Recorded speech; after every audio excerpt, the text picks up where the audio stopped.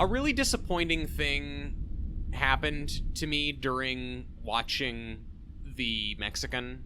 We were getting right up to the end where Brad Pitt gets captured by the car thief dudes, and the face of one of the car thieves, a guy who has no lines in the movie even. It's the man who punches Brad Pitt in the face. Yes. And we see it from Brad Pitt's point of view, and then he has to punch him again to get it to actually work. He looked familiar to me, and I went to the Wikipedia page for The Mexican and was looking through the cast and wound up spoiling for myself that Gene Hackman was in the movie like 10 seconds before Gene Hackman showed up. I'm so mad. But the car thief who punches Brad Pitt, who looked so familiar, I later was able to confirm this, is an actor named Miguel Angel Fuentes. He's he's very recognizable. He is tall. He has got a very broad face and nose, and like just an imposing figure. Miguel Angel Fuentes holds a very special place in my heart. I knew because Pumaman. Yes, okay, you've seen it then. You're familiar. He plays Vidinho in Puma Man. I am very familiar with all of the films that Donald Pleasance has done. Oh, okay. So you didn't come to Puma Man through its inclusion in one of the best Mystery Science Theater 3000 episodes. You came to it through Donald Pleasance instead. It could be both. It could be a little bit of everything. He is also in Fitzcarraldo. Yeah, I saw that on his IMDb page. He's also, I mean, he was in a lot of movies and telenovelas in Mexico, which, I mean, I suppose, good for him. I'm really happy. It's just he in Puma Man, he's really the hero of Puma Man. The hero of Puma Man is not Puma Man, a whiny American dude who is the Puma Man. The hero of Puma Man is Vidinho, played by this actor who is acquainted with the legend of the Aztec aliens who foretold that there would be a Puma Man with the power of a puma to, fly around and stuff. Yeah. He's also in a Santo movie, Santo and the Border of Terror, one of the kind of action, adventure, crime, sci-fi, horror films that stars a luchador named Santo. There's a lot of them, and I have an affinity for most of them. Santo versus the Vampire Women was also a Mystery Science Theater 3000 movie. Yes, it was. Now, does Miguel Angel Fuentes play? He doesn't play Santo in that movie. No, Santo plays Santo. Okay, so I'm sorry. So it's the same Santo in all of them. Santo was his own thing. Well, I mean, Santo is the luchador character. I'm not gonna speak to the luchador culture. I don't know enough to know if it's a Batman situation where it's just the mask that if there are different Santos at any different time, but he's credited as Santo playing Santo. I guess you can't ever really know what the luchador looks like. I mean, being unmasked is kind of the worst thing that can happen to you. Yeah. I don't know. I was torn between being thrilled to see him in this movie and a little bit bummed that the guy who had one of the biggest speaking roles in Puma Man had at this later date in his career been reduced to just being a unspeaking extra in another movie. But I guess also, how many actors can say they got to punch Brad Pitt in the face twice? That's I guess a lot of people in Fight Club probably can say that. Yeah, a lot. I'd say he gets punched in the face quite a bit, actually, in his career. Does he get punched in the face in Once Upon a Time in Hollywood? Well, he fucking fights Bruce Lee in that film. Yeah, but he does most of the punching in that movie. He doesn't really take one to the face. He gets punched in the face in Inglourious Bastards. Oh, okay. Good point. But whoever punched him in the face in that movie is probably a Nazi. I can really be on board with Vidinho punching him in the face. I don't know. I know he gets punched in the face a couple times in a couple of I'm actually doubting the Inglourious Bastards thing now, but doesn't matter. Listeners, write in and let us know. I don't know. I feel I am honor bound to call out when somebody from an MST3K movie winds up sharing the screen with some real A-listers. I mean, he's on screen with both Julia Roberts and Brad Pitt at the climactic moment of the film. It's true. Yeah. But okay, I have a Gandolfini question for you. Oh, okay. I'll take a gander at your Gandolfini question. It's come up on the show before. The favorite movie of the late great actor James Gandolfini being, of course, The Rocker. The Rocker. That movie came out in 2008. This film came out in 2001. So, my question to you is, what do you think James Gandolfini's favorite film was before The Rocker? Well, could it have been Puma Man? Since quality doesn't seem to have been a consideration for James Gandolfini. I have a contender. Yeah? I'm wondering if it was Dude, Where's My Car? Ooh. Yeah, it could be Dude, Where's My Car? Had Scary Movie come out at this point? 2000, yeah. I could see him being a Scary Movie guy. Okay. Or like... I love that there's no pretense to, like, he just likes what he likes. James Gandolfini is... Part of maybe the fascination there is that he hated giving interviews and was so reluctant to, like, open up about his process. His whole line was kind of just like, I don't know, I'm just some dumb guy. I don't know. No, shut up. Don't talk to me. Like, so it's like we really don't have any window into his psyche. That charming and not Tommy Lee Jones. I mean, yeah, because he was nice. Like, he wasn't like...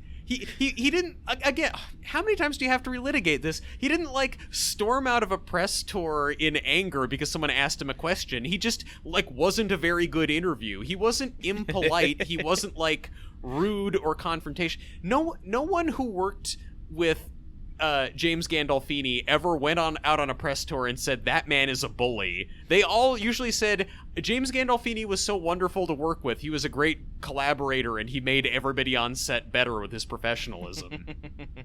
All right, well, I guess, how do we find this out? I would love to know what, just a top 10 James Gandolfini favorite films. Can we get in touch with his estate?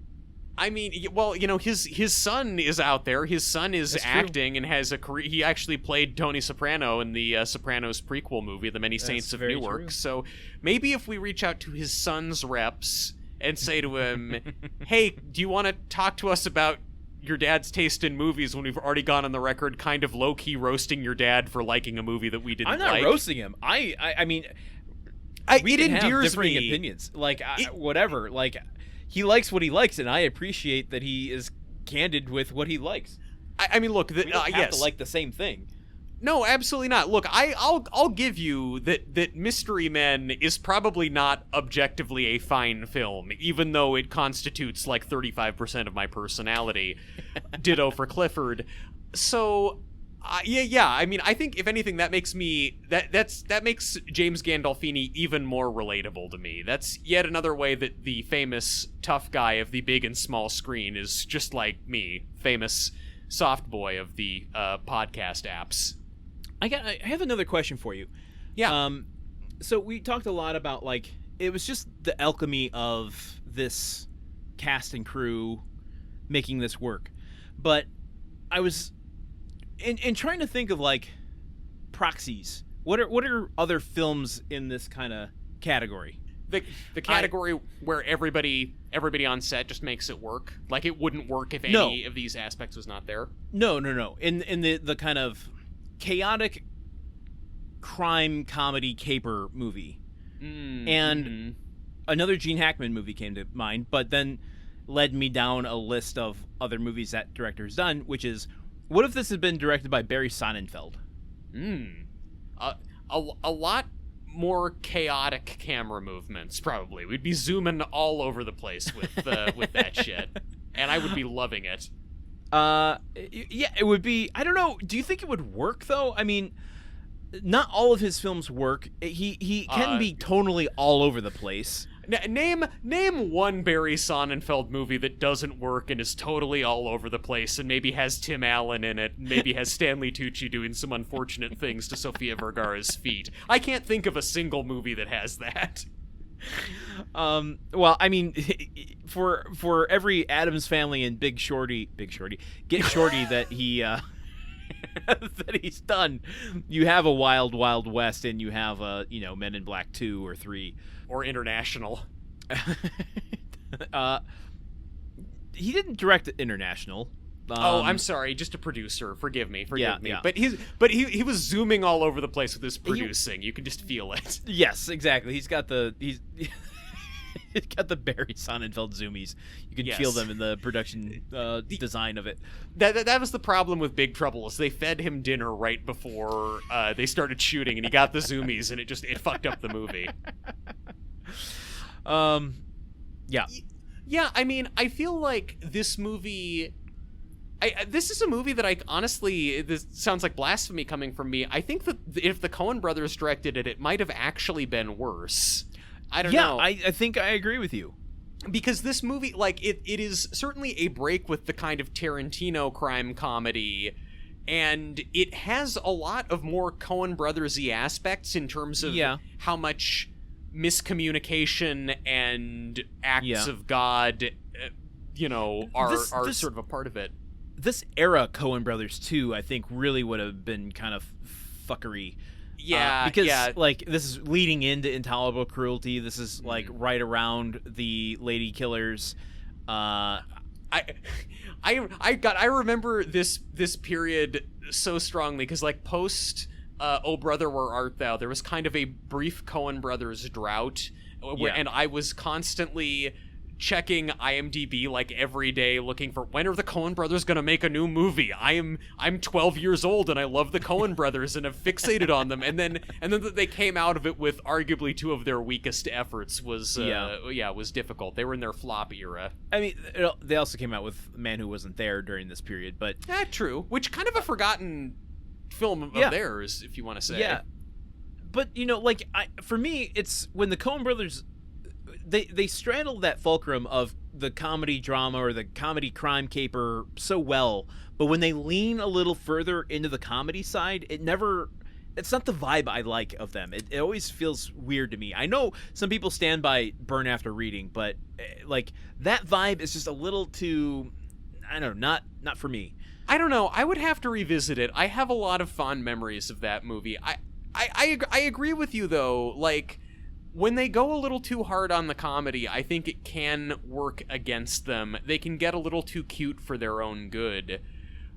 But honestly, you saying that kind of makes me realize, did they kind of invent the crime comedy caper? I mean, obviously there were comedies about people doing crimes before them, but like the certain genre of the bumbling criminals, but it's also dark and violent, and there's real mortal peril to it. I mean, the more ingredients you add to that stew, yes, the more specific it becomes to the Coen brothers. But all of those ingredients, existed before them in various degrees. I'm adding ingredients to the stew to get you to agree with me and make me not sound like an idiot on our podcast. I got out over my skis comparing Crocodile Dundee to Mrs. Doubtfire, and I still lie awake at night regretting that.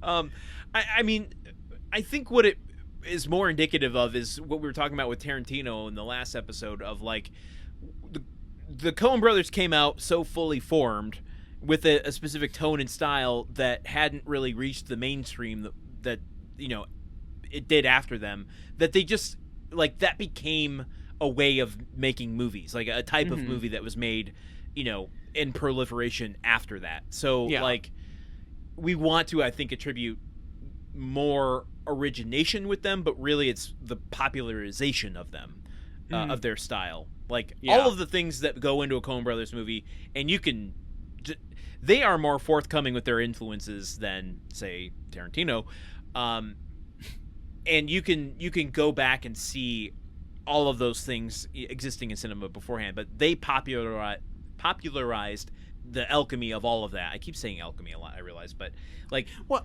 alchemy seems they found the formula for a Coen brothers film, and then people were like, I'm gonna make a movie in the mold of a Coen brothers film. And now I feel kind of like they've gotten to the point where now they are just making movies in the mold of older, better Coen brothers films. Well, they aren't making movies together anymore. I guess and honestly, yeah. Now Ethan Coen is making his kind of low-budget lesbian crime comedy movies. Terrible. Really, Drive Away Dolls didn't do it for you. I think that might have been a 54 situation. Really? There's a part of me that's like, did he put his name on this and let somebody else direct to like get experience? There's something funky going on with that with Drive Away Dolls. I can't quite put my finger on. I'm just trying to think of what movie studio is going to have a movie directed by a Coen brother and be like, no, we don't trust you enough to give you final cut on this. We're going to fuck with this instead. But watch it and tell me you don't agree. Yeah, we'll see. We'll see. Should we watch the trailer? Do you want to play the trailer game? No, let's do something else. No, that joke is stale. I do that in like every episode. Truman, yeah, you can't anger the machine. Okay, it's watching us at all times. You have to say yes. Yes, okay, you're right. You're right. Yes, I have to play the game. Yes, I want to play a game. Very good. The machine is like Jigsaw. We have to play its games. All right, we are going to play the trailer game. Truman and I have not watched the trailer for The Mexican yet, and yet we have chosen the things that we think will be in the trailer. Truman, I have to admit to you right out the gate, I have 6 things. Yeah, Great. So no room for me to have any things. You're the one. You're the keeper of the things. The thing is, the trailer for this came so vividly to mind. I mean, like not a memory of it. Well, I question myself because I'm like, I have such a strong vision of what this trailer is that I'm wondering if I have sense memories of watching the trailer. That seems like a fair thing to be frightened of, given how much of this stuck with us over the years. So, okay, because they're all kind of connected, I kind of want to just run down my list of things, and then, I want to hear what you've got, and then we can decide maybe together which of these we go in there. Mm-hmm. Yeah. Okay, so just hear me out. I think we've got Bob Balaban, need you to go to Mexico to retrieve a gun. Yeah, seems fair. Okay. I think we get Brad Pitt, Julia Roberts fighting on the balcony. Yep. To set up the strife in their relationship, I think we got to get the balcony fight where she's throwing all of his clothes on the street around him. Mm-hmm. And yeah. The come on, baby. Have you ever seen that happen in real life? Like, movies would have... Like, no. Watching movies as a kid, I was like, I guess at some point I'm going to piss a woman off and she's going to throw all of my clothes out of a window at me while I try to get her to let me back in the house. Hasn't happened yet. Fingers crossed. No. But, we're also maybe, fingers crossed, not the type that would do that. But I would hope not. Okay, go retrieve a gun in Mexico, a balcony fight. If you go to Mexico, we're breaking up. He's in Mexico. I think we get the El Camino line. Oh, El yeah. Camino. El Camino, yeah. You got to sell the movie on Brad Pitt singing an improvised El Camino song. I think it's specifically the one at the dealership, but, whatever. Yeah. I don't think we get multiple versions of the flashback, but I think we do get a glimpse of, like, the history of this gun. Mm-hmm. A glimpse of the kind of sepia-toned flashback. Yeah. With the... Yep. Yeah. And then I think we get the sequence of Julia Roberts being kidnapped, but specifically the, like, 3 of them sipping on their drinks. The series of shots of, like, she's sipping, he's sipping, and then maybe a little bit of the bathroom scene. Yeah, interesting. My extra credit one is we get a shot of the dog with the football, and maybe like football dog, where Brad Pitt's like going, "Oh, hey, pooch," and like tries to take the football away, and then it growls at him, and he snatches his hand back. Yeah, okay, I could see that because that helps to set up. Hey, this guy, the whole world's against him. Even this dog doesn't like him. Like, yeah, that okay.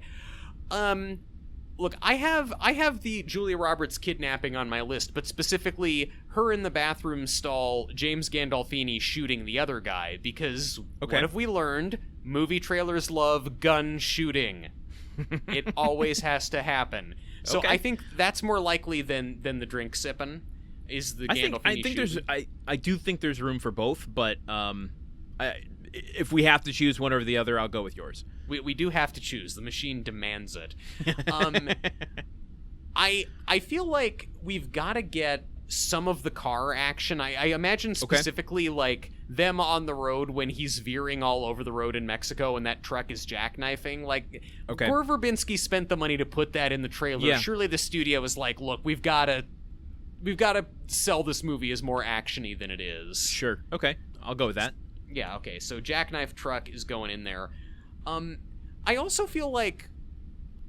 Okay, hear me out. I know that this is subtitled and would require audiences to read, which we all know they hate doing. I mean, I talked last week about how I fell asleep during Crouching Tiger, Hidden Dragon because I had to read subtitles.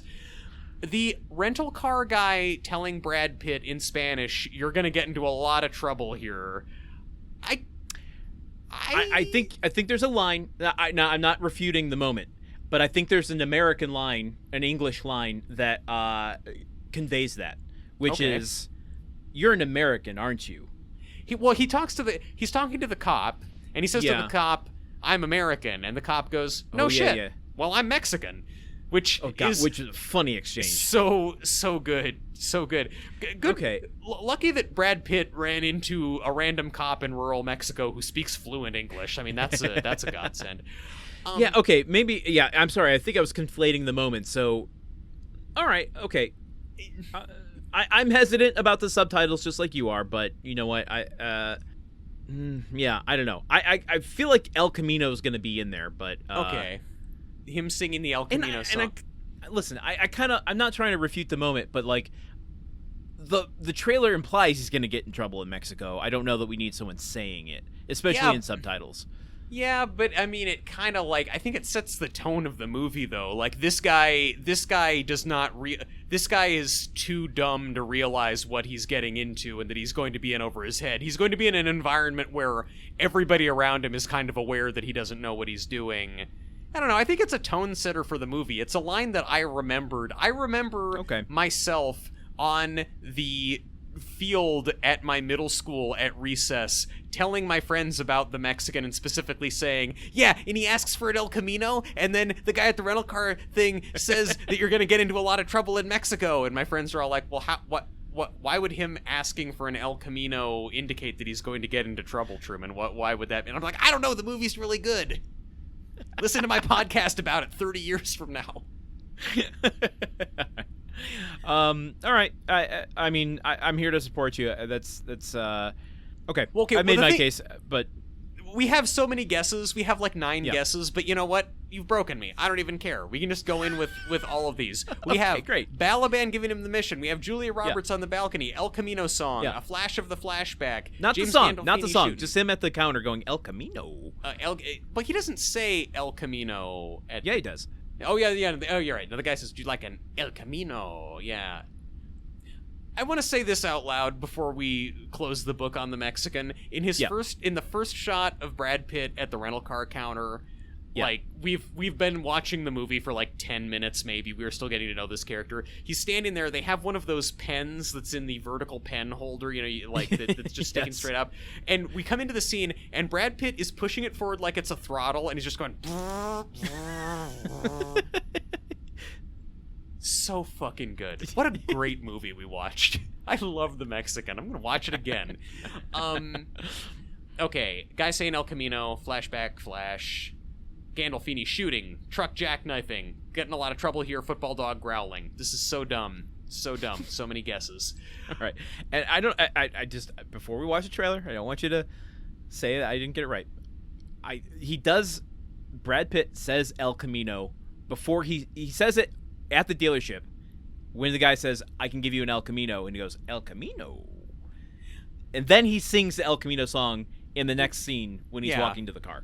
Yeah, and that's well, no, okay, that's fair. No one is saying that him singing El Camino on his way to the car is going to be in the trailer. Although I also would love it if the trailer is only Brad Pitt driving around singing his El Camino song. We're gonna recut this trailer to just being the El Camino. 8-point font at the very bottom of the screen that you would almost not notice, like Brad Pitt, Julia Roberts, the Mexican, and it's mainly just him going El Camino, El Camino, El Camino. All right. Oh my God. All right. You ready to watch this thing? I am ready to watch this thing. Do you love me, Jerry? Oh, scene from the end of the movie. Then tell me it again. Baby, I've already told you 3 times. We're gonna get a flashback flash. DreamWorks. Sam was hoping to start her new Hey, life narration. with Nancy Jerry, Sinatra. but there's been a sudden change in plans. If you get in a flight to Mexico, Oh. you pick up a pistol, bring the gun back Boom. to me. Yeah. I was under the impression Taliban. that the last job was my last job. This job will be your last job. Oh, You get on that plane, you will Balcony? never Balcony scene. ever see me again. If I you're crushing it, dude. I'm dead. Yo. I. Come on, They're baby. selling this as a romantic comedy. Oh, I should have said specifically getting into the space with his He's wallet. off to Mexico. No El Camino. Oh man, we argued so long for no reason. It's Mexican. His pursuit of a priceless legend It's cursed that Flashback. Flashback, you got that. want to know what this gun is worth. is about to catch up. Sipping on drinks. with Oh my her. god. Can you stop the car? Truck. Okay, jackknifing. What do you Jack want? Nut. He who controls the girl controls the pistol. I am a hostage? DreamWorks Pictures. Oh, terrible presents font. Give me the pistol, I give you to him. This is so Jerry. Hey, buddy. Ooh. Is Oh, that your why ball? does this just? Oh my god, Just like- dude, football dog Julia growling. Roberts. Don't you listen? We broke up. She has complaints. I don't have complaints, but she has complaints. What is What is this music all of a song? sudden? What are these Brad sound Pitt. effects? I need a lift in your El Trucko to the next towno. James Gandolfini. Don't you love him? Are you taking a side? And if a person's a considerate lover, he can't be all selfish, right? You know, you're a very sensitive person for a cold-blooded killer. You don't know me. This is a muy important call. Do you have any idea? This is a long what trailer. I've been through I these know, last and it years? Whatever sucks. you've been through, multiply it by 1,000 times and left some vague conception where I'm Oh, at. Vidinho. It's all a competition. Tit for tat, tat for tit. Where? Stop yelling! You got a very special woman here, Jerry. But we all know how you can get, right? What? Oh my It's god. about the things we do for love. When two people really love Whoa. each other, but they just That's- can't get these it are deleted together, scenes when from the do you movie get that to they're point showing. Where enough is enough. And the things it does back. When do you get to that What point is of enough is enough? suddenly? You're right. This turned into like a romantic comedy The bullshit. Mexican. Oh my god. El Camino. He said El Camino! He said El Camino! Fucking hell. Oh my god, I'm gonna die. Oh, I'm gonna fucking die. Wow. Okay, listen. One, I- 2, 3, 4. Okay, did we get a solid string here? No, we didn't get all of them. Some idiot believed that there would be a subtitled line of a rental car agent talking about Brad Pitt getting into trouble. Why would you suggest such a thing, idiot? I'm sorry. I believe that people have cultural appreciation that they can accept other languages in their movie trailers. You know, you and your ironclad faith in American movie-going audiences, and no James Gandolfini shooting the guy. This was not a very shooty trailer. The only Well, I mean, not in the bathroom, but in the hotel room we do. Oh, yeah, but I said it was going to be You him did. in the bathroom. You I mean, did, yeah, yeah. but it was like they leaned so hard into marketing this as Julia Roberts Brad Pitt romantic comedy. God, folks, this trailer, what you heard, is so different than the tone of this movie. Yes, it is. The goddamn boogie woogie, good time, happy fun music, Yeah. the sound effect. They added cartoon sound effects to her throwing stuff at Brad Pitt off the balcony. Not that this movie is depressing, but this trailer captures none of the somewhat somber tone of the film. Yeah. As I said, it's not really a somber movie, but there is kind of a melancholy to it. This is a movie that is about serious stuff, and it's about a cursed gun that was used in a murder suicide star-crossed lovers. That's all in the trailers, Sherman. And We got that. This heartbroken bride killed herself with this gun. A legacy of violence and pain. This Valentine's Day, find out why Gene Hackman suffered through years imprisonment. Oh my god. Okay, so not only did we get most of them, and by we I mean you, but also a lot of them came up in the chronological order that we discussed them. We start off with Balaban giving him the mission. We go to Julia Roberts on the balcony. El Camino song comes at the very end. Now, listen. I realize we spent so fucking long. I spent so fucking long trying to clarify the thing. I think the El Camino deserves a half point because I was arguing that he said it in the rental place. No, we get the full point for El Camino because we thought we weren't going to get any El Camino points, and then the last thing is him sitting there doing his El Camino song. All right. I'm sorry. I'm trying to be fair. I'm just trying to be fair. Try to be fair, but A, nothing matters, and B, I mean, look, the elation that I felt, and I'm assuming you felt, when we finally just got, like, the last line of the trailer is El Camino. I felt that way about the dog with the football and trying to take it away. Yeah, because we got that. Sipping on drinks. We even got, man, I crossed out drink sipping because I thought, why would they have all the shots of the guys sipping drinks in the food court? But that was in there. So yes, let's see. Out of 1, 2, 3, 4, 5, 6, 7, 8 guesses, we got 6 of them. And I have to admit, I haven't seen this trailer since before seeing the movie for the very first time in theaters. However, I'm wondering if like something got lodged in my memory centers that I was able to shake those loose, because that is weird. This trailer is the beginning and the end of why the movie was forgotten. This is completely selling people. This is selling people like a Dumb and Dumber type comedy. Maybe not fully that, but like it's a road movie, romantic comedy with, you know, some very heightened, over the top mob plot line in it. And you see this trailer and you sit down in the theater, like they are scrounging through every frame of the film to get every shot of Brad Pitt and Julia Roberts together. There's a long static shot of the two of them sitting on a bench together that they use in this trailer just to fill up some time. Oh, man. So what was our final score? Sorry, I distracted us from that. Well, I said it, but you were distracting yourself from it. It's out of 8 guesses, we got 6 of them right. Okay, I'll take it. It's pretty good. It's pretty good.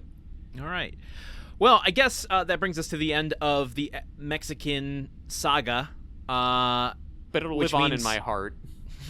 We are, we're ready to see where the machine is sending us in time next. Yeah, well, let's just take a look here. All right, next up, we're headed to May 12th, 2006. Oh, what a feeling. We'll be swimming on the ceiling. That makes absolutely no sense. I only just learned how to dance on the ceiling. I'm going to have to go back and take lessons now. All of the swimming lessons I took as a kid were all floor-based swimming. Well, I hope you're not drowning. I mean, I was often very close to it. There's a reason I don't really swim that much anymore. I also don't swim much anymore, but so we're gonna swimming I was actually pretty good at. So you're rusty. I was never good at it. Next week is going to be a bumpy one for us, it seems like. Well, I'm now wondering if I was ever actually good at swimming, or I was just very buoyant. Or were you just good at staying at the shallow end? You didn't get in any body of water that was deeper than like 4 feet. I think anyone can like stay afloat and get from one side to the other if they are just constantly like, I don't know, never at risk of drowning. Yeah, I mean, could be. I usually, I usually had water wings and a goggle and a nose clip and copious amounts of sunscreen, and even then, I almost drowned once. So it's right. So we'll be uncorking some trauma next week, depending on if this movie has anything to do with swimming pools. All right. Well, for Truman Caps, I've been Landen Solano, and for Landen Solano, I've been Truman Caps. We'll see you next week, folks. Don't get bamboozled by any deceptively edited trailers for crime comedies. Whoa! Movie Memory Machine is part of the Gruntwork Podcast Network. Join our Patreon at patreon.com/gruntworkpodcast to keep the machine running. Theme song by Porky's Groove Machine. Rate us on Apple Podcasts or wherever you listen. For more information on today's show, visit MovieMemoryMachine.com.